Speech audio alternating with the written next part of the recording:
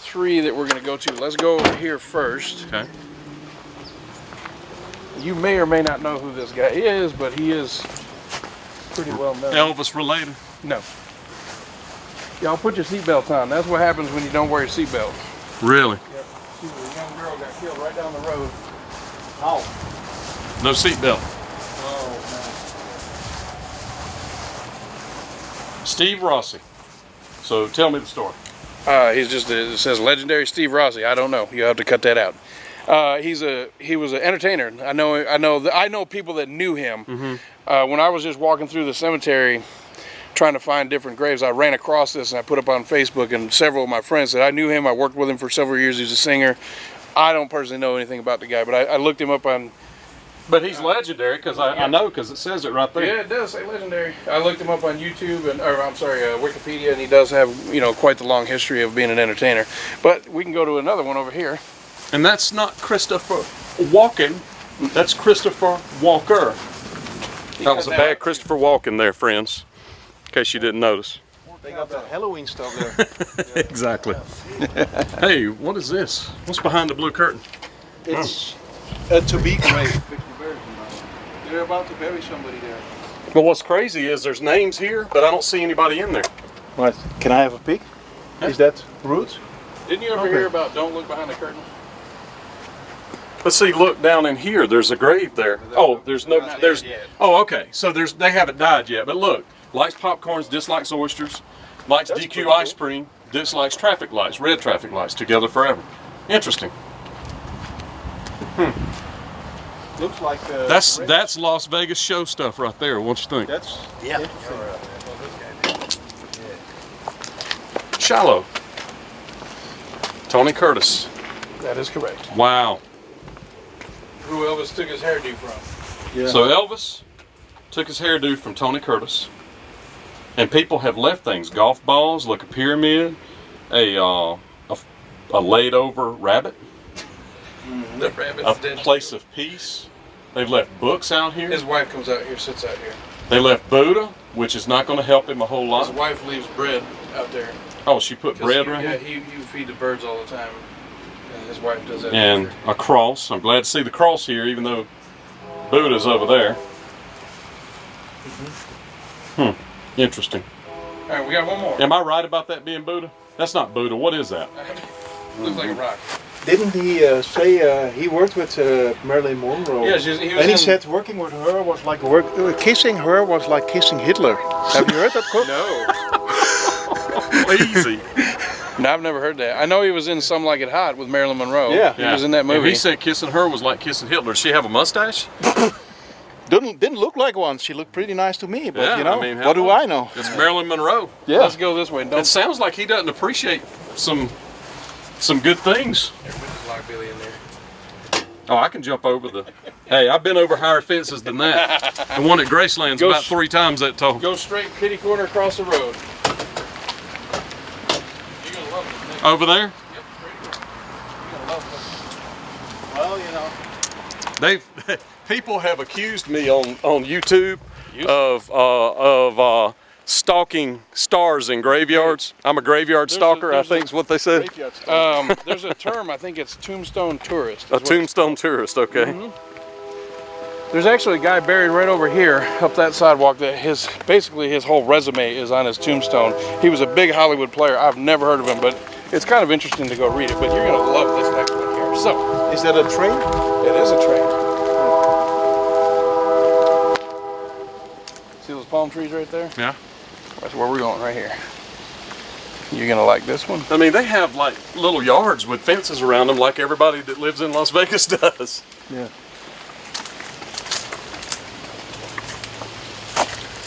Now,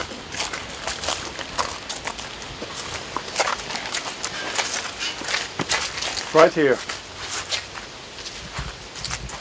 Okay.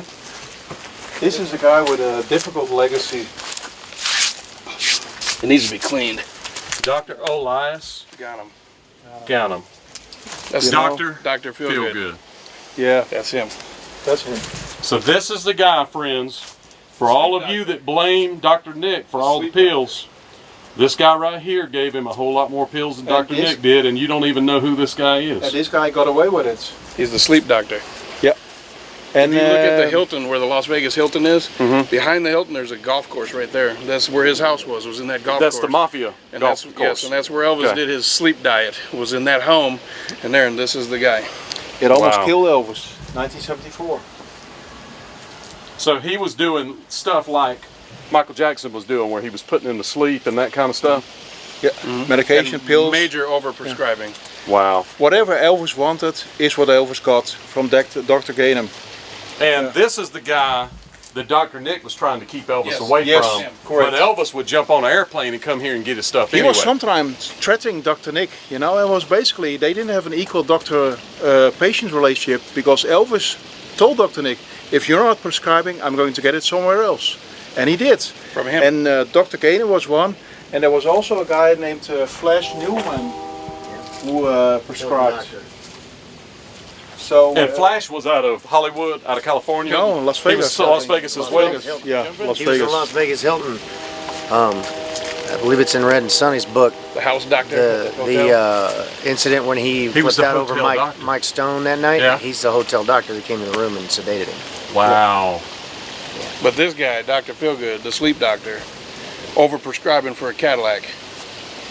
This Well- guy. This guy right here tried to kill Elvis, friends. That dude right there. That's his last name. Look him up. Yeah, well, if you want to blame somebody, And ironically, Blame it's Elvis. long enough now, I think I can make this joke. It was Ghanem style.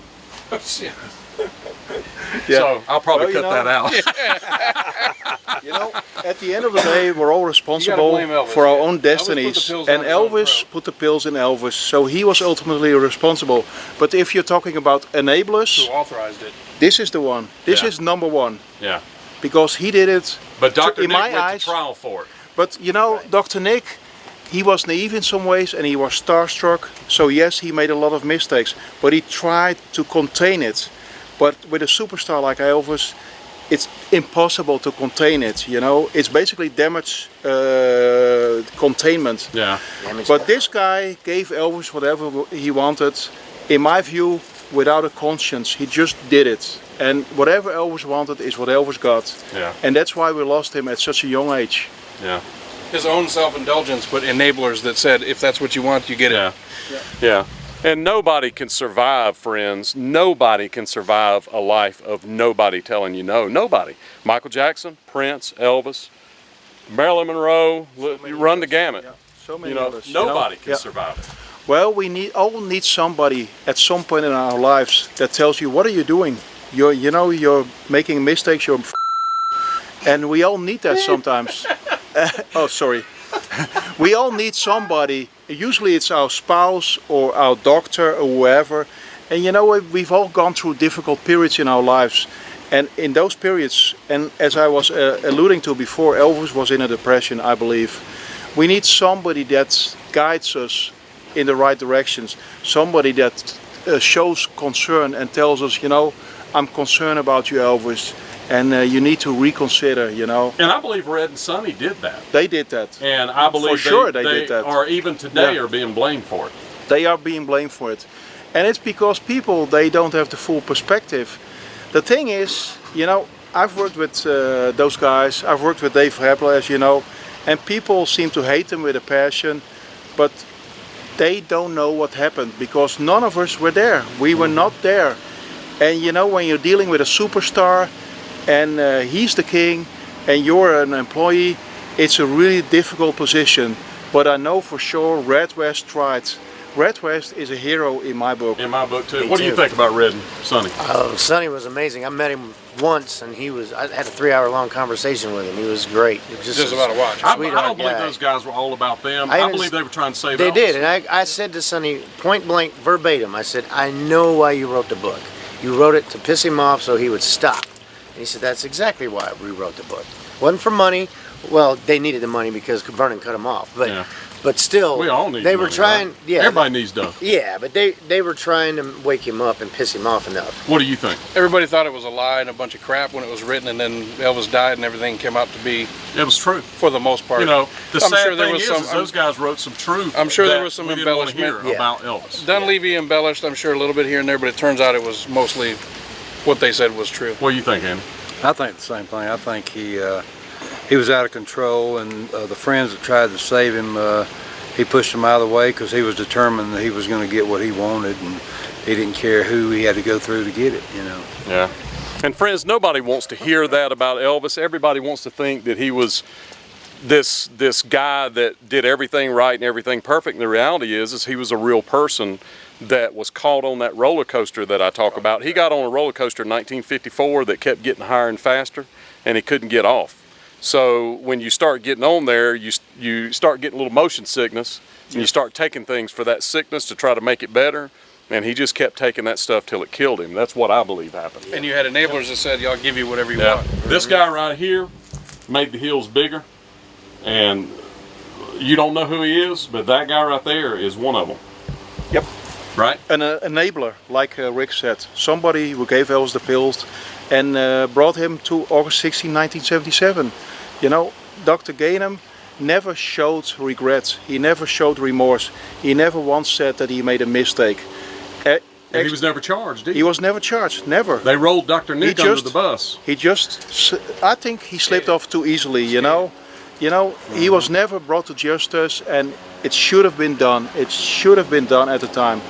And but it never happened. And Not only was he not brought to justice, he ended up having a very lucrative career, and he ended up being in charge of the boxing commission in Nevada. Yep. He's the one that actually stripped Mike Tyson of his license when he bit Evander Holyfield's ear. That was him. Really? Yeah, it was Dr. Ghanem that was in charge of the boxing commission in Nevada. So not only was he not penalized or jailed, he actually had a great long career and But made probably a lot of because money. of it, and probably always said he was Elvis's Yes. doctor. He also was a doctor for Liberace, Jerry Lee Lewis. He was a doctor. He was his doctor to the stars, is what they called him.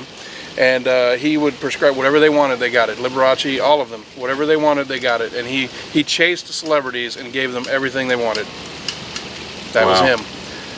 So yeah, he had a long, fruitful life, made a lot of money on the backs of other people, giving them anything they wanted. very wealthy, very rich life. So I think you're right about the Colonel's grave doesn't exist. No, it doesn't. Here, it was in there. Yeah, it was here for sure.